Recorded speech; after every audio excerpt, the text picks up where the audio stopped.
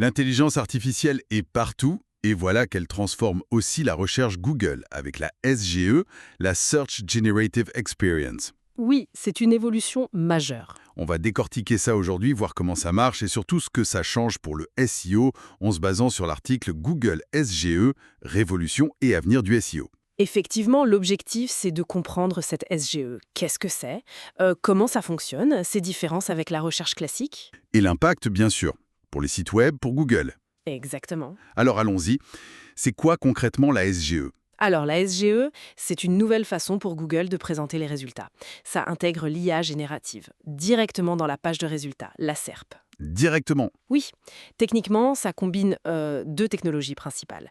Le RAG, pour aller chercher l'info fraîche et pertinente sur le web, Donc comme un documentaliste rapide. c'est un peu ça, et un LLM, donc un modèle de langage, qui lui va rédiger une réponse cohérente, structurée, Donc fini la liste de 10 liens bleus. ou pas tout à fait.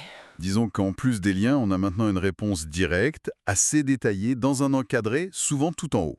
Ah oui, j'ai vu passer des captures d'écran, un encadré coloré. C'est ça. L'idée, c'est la synthèse immédiate. C'est en bêta dans plus de 120 pays. Mais pas chez nous en Europe. Non, pas encore, pour des raisons réglementaires surtout. Mais aux États-Unis, ça fait déjà beaucoup parler. J'imagine. Quelles sont les fonctionnalités clés de cet encadré? Qu'est-ce qui change pour la personne qui fait la recherche? Plusieurs choses. Déjà des réponses bien plus fouillées qu'un simple extrait. Ensuite, il y a un mode conversationnel, Ask Follow-up. Pour affiner sa question. Exactement, sans relancer toute une recherche. Ça peut aussi générer des images, comparer des produits. Des tableaux comparatifs, par exemple. Oui, ou des listes, des plans d'action. Même les traductions sont améliorées, plus contextuelles. Bon, l'avantage utilisateur semble clair. Plus rapide, plus direct, mais si l'info est dans l'encadré, pourquoi cliquer sur les liens des sites? C'est ça la grande peur du monde du SEO, non? C'est la crainte numéro 1, oui.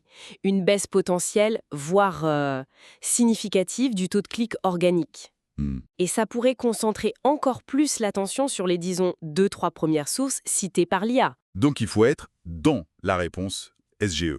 Idéalement, oui. Et ça veut dire optimiser différemment.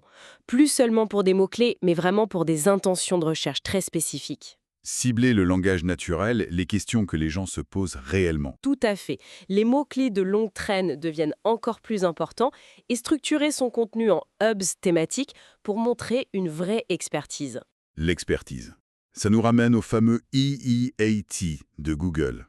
Expérience, expertise, autorité, fiabilité. Exactement. Ces critères sont encore plus cruciaux. L'IA doit évaluer la fiabilité des sources qu'elle utilise. Donc avoir un contenu de qualité, des bons liens, une bonne réputation. Fondamental. D'ailleurs, la SGE n'est pas parfaite, hein. On a vu passer des réponses un peu bizarres parfois. La crédibilité reste un enjeu. D'accord. Et pour Google lui-même, c'est un pari, non? Moins de clics sur les résultats naturels, ça veut peut-être dire aussi moins de clics sur les pubs. C'est le grand défi économique pour eux. Leur modèle publicitaire, Google Ads, c'est l'essentiel de leurs revenus. On parle de sommes colossales. Presque 65 milliards de dollars au dernier trimestre, c'est ça? Oui, au T2 2024. Donc, comment maintenir ça avec la SGE qui pourrait potentiellement réduire le besoin de cliquer? C'est un équilibre très, très délicat. Sans parler des régulations comme le DMA en Europe, qui pourraient complexifier les choses. Absolument.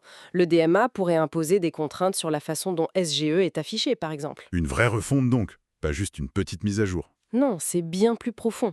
Ce qui est fascinant, c'est que ça redéfinit vraiment la manière dont on accède à l'info. Donc le SEO n'est pas mort, mais il doit évoluer sacrément vite. Voilà, ce n'est pas la fin, mais le début d'une nouvelle ère. Une ère qui exige encore plus de qualité, de pertinence, d'expertise prouvée.